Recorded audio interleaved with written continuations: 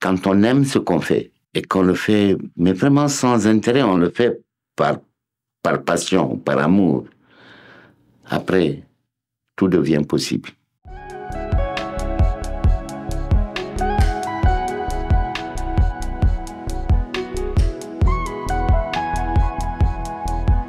Bon, toujours des moments de partage avec des étudiants qui ont dans l'esprit l'apprentissage de la vie et aussi la découverte de ce qu'est l'écologie, la protection de l'environnement. Dans l'associatif, alors c'est des moments de partage. De plus en plus partout dans le monde, les jeunes ont compris qu'ils ne sont pas des moutons qu'on embarque dans des rêves qui ne sont pas les leurs. Et cette situation-là, ils sont fatigués de la vivre. De plus en plus, ils sont conscients qu'ils doivent construire un monde qui leur appartient. Parce qu'on leur impose un monde qui sert une élite, mais pas le grand nombre.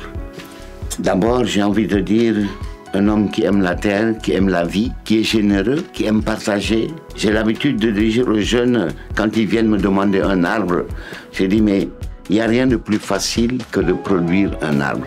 Si je t'apprends et je te donne la connaissance de comment faire pour avoir des arbres, j'aurais multiplié ma connaissance. Parce que je l'aurai toujours entièrement, et toi aussi tu l'auras. Je veux éclairer le chemin de tous ces gens qui ont envie d'agir, mais je ne marcherai pas à leur place.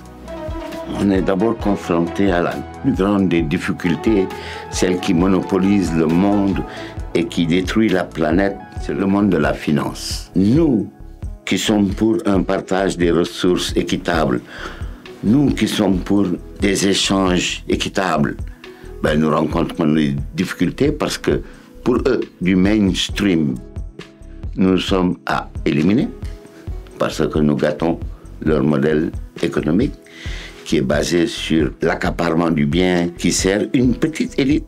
C'est ça, ce monde injuste que nous devons reconstruire.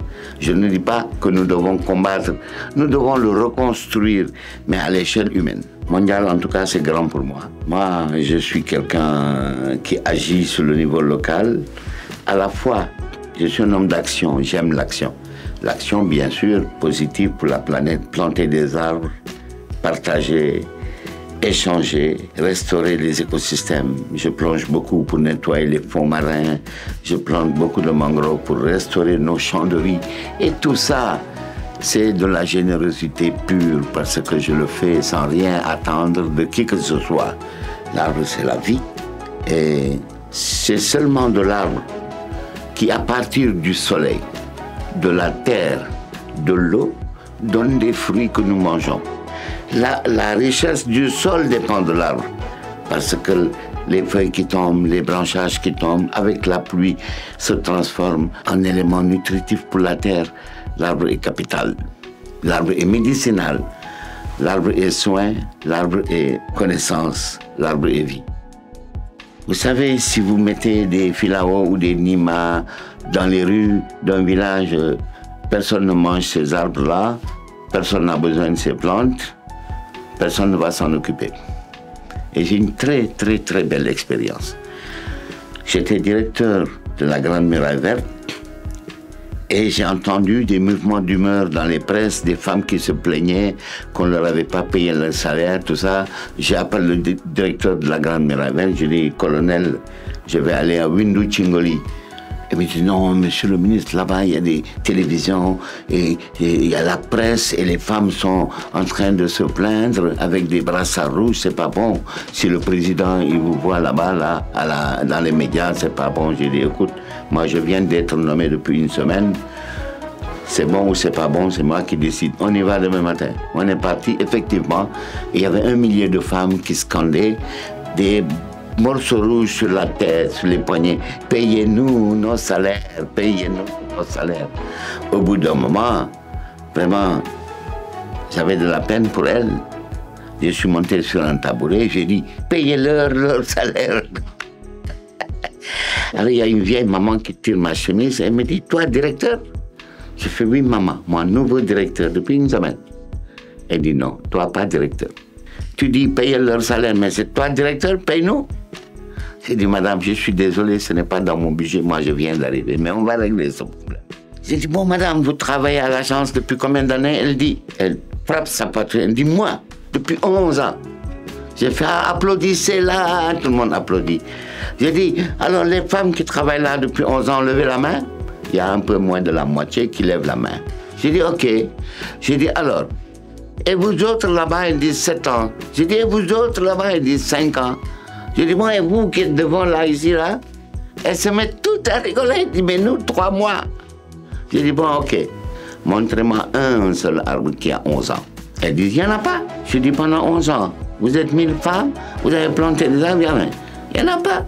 Je dis, un arbre qui a 5 ans, il n'y en a pas. Un arbre qui a 7 ans, il n'y en a pas. Un arbre qui a 3 mois, il n'y en a pas. Alors je me penche, je vois le colonel. Je dis, mon colonel, si je comprends bien, vous employez des gens que vous n'arrivez pas à payer, à planter des arbres qui n'existent pas. Mais je comprends. Les appels d'offres pour les gaines, les appels d'offres pour les semences, je comprends tout ça. Après, je reviendrai sur ça. En tout cas, j'ai dit aux mamans, en venant, je suis passé au marché acheter 3 limons. Et j'ai trouvé ça horriblement cher. J'ai acheté un limon à 500 francs CFA, presque 1 euro. Et je suis aussi rentré dans chacune de vos maisons. Et je n'ai pas vu un seul citronnier. Pourquoi vous ne plantez pas des citronniers? Elle dit, mais ce sont les agents des eaux et forêts qui vendent les citronniers à 4000 francs, à 3000 francs, et ils sont à 50-60 km, très loin d'ici. Alors on prend une charrette, on met 4-5 heures. Quand on arrive là, on paye l'arbre. Et au retour, avant qu'on arrive, parce qu'il fait 47 degrés à l'ombre là-bas, et il n'y a pas d'ombre. Quand on revient, souvent l'arbre est mort. J'ai dit, bon, moi j'ai amené avec moi 4000 citronniers que je vais vous offrir. Chacun de vous aura 1 ou 2 citronniers. Alors elles se sont riées, mais on avait prévu ça, on a organisé, elles se sont mis en ligne, tout le monde était calme. Et j'avais de beaux sujets, mais j'aime pas donner des petits arbres chétifs là, fatigués, non. Quand je donne une plante, je donne mon fils, parce que je lui ai donné la vie à cet arbre, et je le considère comme mon fils. Alors je dis, écoutez-moi bien, il y a des conditions. Le chef de village, c'est qui? Il y a un monsieur qui lève la main. J'ai dit, ok, vous êtes témoin. L'imam, parce que j'ai vu une grande mosquée en venant, l'imam c'est qui? Monsieur qui lève la main. J'ai dit, vous êtes témoin. J'ai dit, madame la présidente, vous aussi vous êtes témoin. Cet arbre que je vais vous donner, vous allez tous en avoir. Il est gratuit. Et il est gratuit tant qu'il est vivant. Le jour où il meurt, vous me devez 1000 francs. Est-ce que vous êtes d'accord? Tout le monde a dit, oui, il ne va pas mourir, il ne va pas. J'ai dit, en tout cas, s'il meurt, vous me devez 1000 francs. Vous êtes d'accord? Ils ont dit oui. J'ai dit, bon. Alors on va distribuer, on a distribué à tout le monde des plantes. Après, je me suis mis à rigoler. La maman, la présidente, la vieille, elle me dit, toi, directeur. Et j'ai dit, oui, moi, directeur. Elle ne comprenait pas qu'un être aussi normal qu'elle soit un directeur de la Grande Muraille. Alors, on a planté et je suis revenu. J'ai surveillé, les arbres étaient vivants, les gens étaient contents. Et un jour, miracle. Je vois des gens heureux, des visages lumineux, pleins d'amitié. Et je vois une vieille maman, je dis, maman, tes arbres ils sont vivants. Elle me prend la main, elle sourit, elle me dit, viens, on va à la maison, viens. Alors je la suis, il y a plein de femmes qui viennent. Et dans chaque maison où je rentrais, les plantes, ils pliaient sous le poids des fruits. Je dis, vous êtes content? Elle me dit, maintenant, c'est nous qui vendons les citrons au marché. Et on donne aussi aux voisins. Tout le monde est content dans le village grâce à toi. Et c'est ça l'écologie. C'est le partage du savoir, de la connaissance. C'est le partage des solutions parce qu'en fait, en réalité, moi j'estime qu'il faut se concentrer sur les solutions et elles sont nombreuses et elles existent. Vous savez, certains arbres communiquent avec nous. Mais il faut savoir les écouter et les entendre. Un jour, je suis avec des amis, on allait à Joal. Le chauffeur, il roulait vite.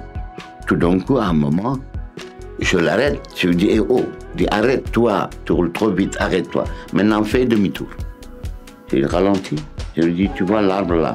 Il me dit, oui. Je lui dis, arrête-toi là. Il me dit, qu'est-ce qu'il y a? Je lui dis, l'arbre là, il m'a dit qu'il n'est pas mort. Donc, je vais aller le voir pour comprendre. Donc je vais sur l'arbre, Je me recueille, je lui dis, tu m'as dit que tu n'es pas mort. Il me dit oui. Je lui dis, explique-moi. Et je reste avec lui, je me recueille, je regarde. Au bout de 15-20 minutes, j'appelle mes amis, je dis, allez, vous arrivez au village, vous m'achetez 10 sacs de 50 kilos de riz, mais vide. Vous m'achetez un bidon d'eau, vous achetez une scie de menuisier, vous achetez aussi beaucoup de fils, de cordage, et vous revenez me trouver ici. D'accord, et faites vite. Hein. Alors je retourne vers l'arbre, eux ils sont partis, je communique. Bon, je suis là, et la voiture revient, coupée ici exactement, comme elle m'a montré, on a coupé. La maman a dit, on prend la sciure de bois, on a bien damé tout ça. Elle a dit, on donne très peu d'eau, un bouchon. On a mis un bouchon d'eau, c'est très peu. On a attaché très fort et on a fait ça sur 10 branches. J'ai dit aux amis, l'arbre mère là, elle a dit, tous les jours, vous ne devez pas arroser cet arbre. Il faut simplement poser la main dessus et lui dire que maman nous a dit que tu n'es pas mort. Les gars, tous les jours vous faites ça et on se reste en contact. Donc chacun est parti avec une grosse branche comme ça. Alors, je suis parti avec la mienne. Tous les matins, je mettais ma main, mes deux mains. Je lui disais, ah, ça va, on voit que tu n'es pas, tu résistes. Après une vingtaine de jours, j'appelle les amis, je dis, il y a du changement chez vous? Non, je dis, regardez bien, parce que chez moi, là, il y a du changement. Est-ce que vous faites comme je vous ai dit? Ils disent oui. J'ai dit, bon, continuez à faire. En tout cas, chez moi, il y a des bourgeons. La vie repart. Après, chez eux aussi, après, on avait une dizaine de gros baobabs.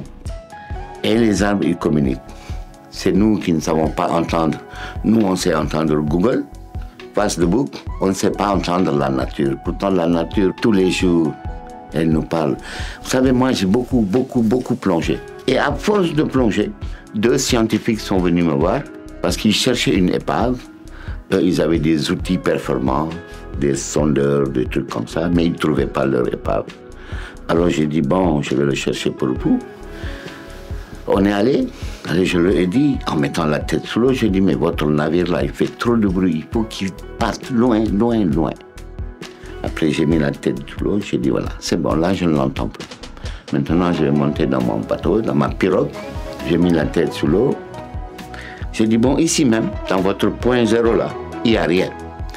Mais là-bas, là, à 50 mètres, j'entends quelque chose. On va aller par là, j'ai dit à mon skipper, Mamadou, va là-bas, mets un repère, donc il jette une balise qui est avec une bouée. Et là, je remets la tête sous l'eau. Je dis non, là, on va aller là à 20 mètres. Jette une balise, je mets la tête sous l'eau. Je dis c'est bon. Votre épave, elle est à 10 mètres là. On est parti, 10 mètres, balise. J'ai dit si vous plongez, vous allez la trouver. Ils m'ont dit comment tu fais? J'ai dit je ne sais pas. Je fais, c'est tout. Vous savez, c'est comme je dis, quand on aime ce qu'on fait et qu'on le fait, mais vraiment sans intérêt, on le fait par passion, par amour. Après, tout devient possible. C'est ce que je fais qui me donne l'énergie pour continuer à le faire. Et je l'ai fait tout le temps.